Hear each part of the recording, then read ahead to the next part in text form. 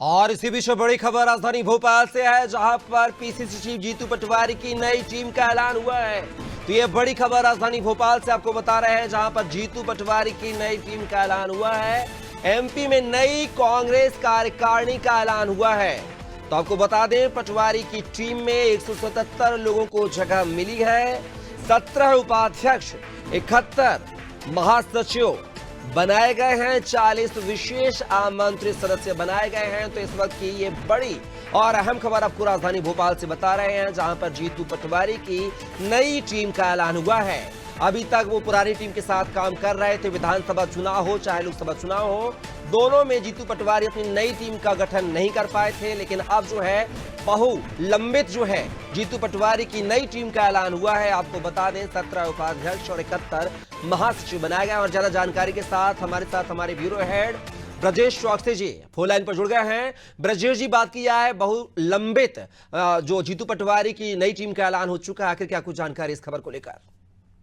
निश्चित तौर पर कपिल, जिस तरह से सूची आई है, जीतू पटवारी की कमेटी बनी है, वो साफ संकेत देती कि मध्य प्रदेश कांग्रेस में किसका बोलबाला है। आप देखिए कि कमलनाथ समर्थक सज्जन सिंह वर्मा हो, चाहे बाला बच्चन हो, वो प्रथम, चाहे उपाध्यक्ष की बात करें या महासचिव की बात करें, उनसे नादारद है। तो जो कमलनाथ का जो स्टैंड था, जो हम देख रहे थे कि विधानसभा चुनाव में, लोकसभा चुनाव में जो उनका तरीका रहा है, तो कहीं ना कहीं आला कमान भी उनको संदिग्ध मानता है।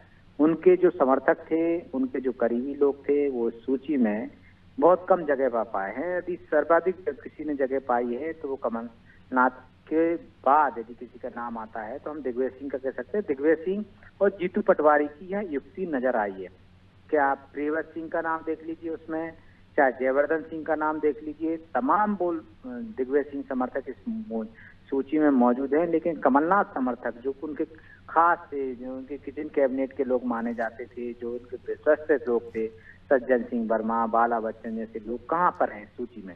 निश्चित तौर पर ये स्पष्ट संकेत हैं कांग्रेस आला कमान के कि मध्य प्रदेश की कांग्रेस कमेटी अब किस तरह से वर्किंग करेगी।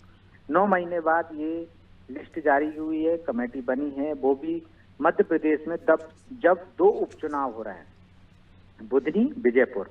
ये महत्वपूर्ण उपचुनाव है। एक जगह के पूर्व मुख्यमंत्री ने सीट खाली की है, एक जगह जब हम विजयपुर की बात कर रहे हैं, वहाँ रामनिवास रावत जो कांग्रेस छोड़कर बीजेपी में शामिल हुए, वो मैदान में है। ऐसे में यदि ये सीट सूची जारी हो रही है बीच उपचुनाव के बीच, तो महत्वपूर्ण है, क्योंकि ये किसी तरह की लाग लपेट के बिना, ये संकेत दिए बिना, ये डर के बिना सूची जारी की गई है कि कमलनाथ समर्थकों को एडजस्ट किया जाएगा या नहीं किया जाएगा, बाकी के लोगों को इस तरह से भूमिका रहेगी।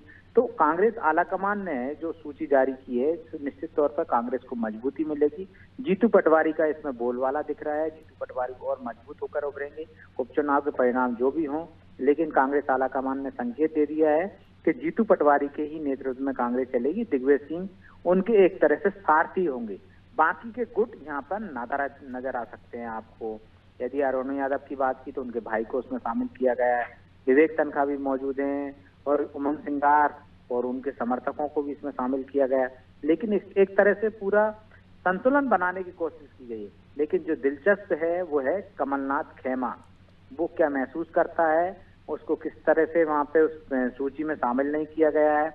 महत्वपूर्ण पदों पर उनके जो समर्थक, जो कभी उन्होंने अपने घर पे झंडे का रंग बदल दिया था या भगवा झंडा फहरा लिया था, जिनकी भाषा बदल की गई थी कि जहाँ कमलनाथ होंगे वहां पे हम उनके साथ होंगे, वो इस सूची में कहीं ना कहीं गायब है। तो ये संकेत है साफ तौर पर कि कांग्रेस आलाकमान अब नफा नुकसान की वजह जो खांटी कांग्रेसी हैं उनको महत्व देगा, और जो कांग्रेस में बिलीव करते हैं, जो डमाडोल वाली स्थिति वाले हैं, उनके साथ कैसा व्यवहार करेगा, इस सूची ने पूरे स्पष्ट कर दिया एक तरह से।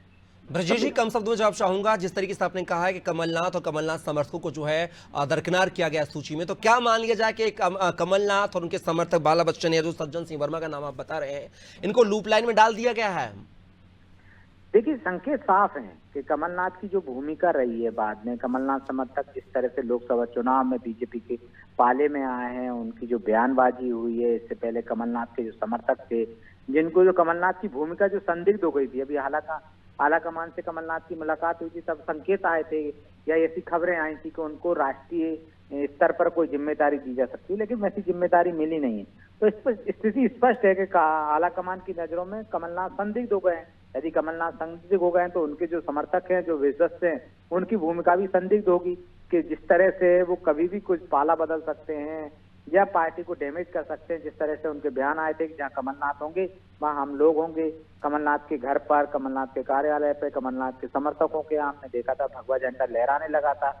तो जिसकी तरह से उन्होंने देरी की थी कमलनाथ ने ये स्थिति स्पष्ट करने में कि वो जहां भी जाएंगे, और उन्होंने भी बयान जिस तरह से दिया था, जहां भी जाएंगे मीडिया को बता देंगे, पता चल जाएगा, लेकिन उन्होंने ये नहीं कहा था कि वो बीजेपी में नहीं जाने वाले।